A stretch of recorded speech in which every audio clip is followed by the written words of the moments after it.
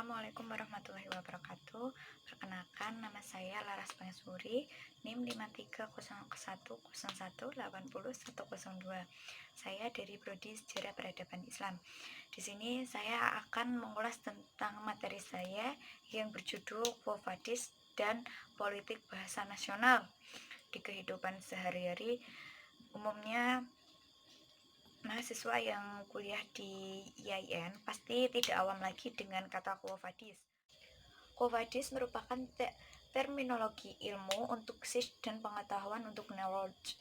Secara de facto dalam kalangan dunia keilmuan, terminologi ilmu sudah sering dipergunakan dalam metode ilmiah dan ilmu-ilmu sosial maupun ilmu-ilmu alam.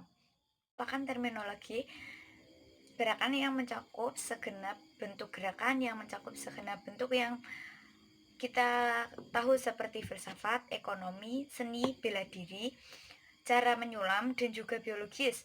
Untuk membedakan tiap-tiap bentuk knowledge, kita memiliki 3 kriteria. Yang pertama, objek ontologis, objek yang telah membuahkan pengetahuan. Yang kedua, landasan epistemologis, hubungan dengan cara yang dipakai untuk mendapatkan pengetahuan. Yang ketiga, landasan aksiologis, nilai kegunaan dari pengetahuan knowledge, landasan yang dapat dibedakan dari setiap jenis pengetahuan. Setelah itu kita akan membahas tentang politik bahasa nasional. Apa itu politik bahasa nasional? Politik bahasa nasional tepat pada tanggal 28 Oktober 1928, bangsa Indonesia sebagai bangsa nasional. Mengapa bahasa Indonesia dipilih sebagai bahasa nasional?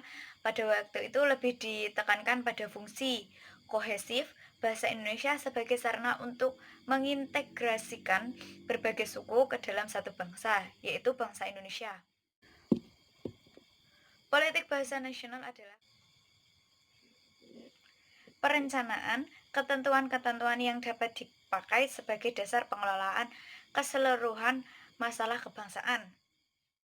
Sekarang kita akan membahas apa hubungan Quo Vadis dan juga politik bahasa nasional.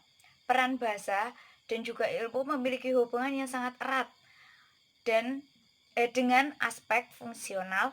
Bahasa juga sebagai media untuk berpikir dan juga media berkomunikasi. Sehubungan dengan itu, pembahasan tentang permasalahan yang akan kita ulas. Yang pertama, hubungan bahasa dan pikiran. Bahasa tidak selalu identik dengan berpikir. Jika seseorang ditanya apa yang sedang dipikirkan, dia akan menggambarkan pikirannya melalui sebuah bahasa. Meskipun dalam pemikirannya tidak berbentuk simbol-simbol linguistik agar proses komunikasi dengan perannya berjalan dengan baik.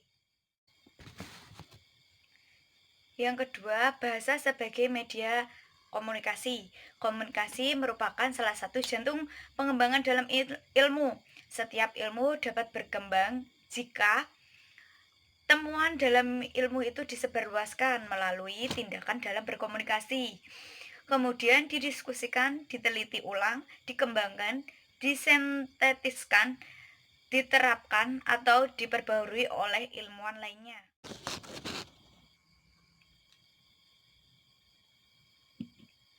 Kegunaan Quo Vadis. Bahasa merupakan unsur penting dalam berbangsa dan bernegara. Kelangsungan hidup suatu masyarakat dalam bernegara salah satunya tergantung pada eksistensi dari bahasa.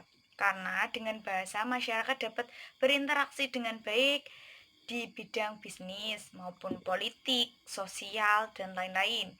Jika bisa dikatakan bahwa bahasa merupakan sebuah kebutuhan primer dalam bermasyarakat dan bernegara. Dengan perkembangan teknologi dan informasi itu juga memberikan dampak positif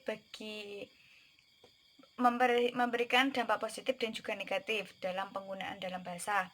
Dampak positif dari kemajuan teknologi dan informasi yaitu dengan mudahnya interaksi masyarakat secara praktis dan efisien.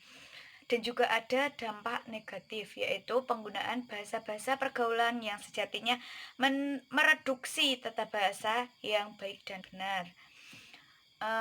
Penggunaan bahasa-bahasa asing yang disisipkan dalam percakapan-percakapan non-formal.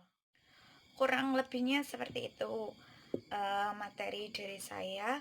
Kurang lebihnya saya mohon maaf. Wassalamualaikum warahmatullahi wabarakatuh.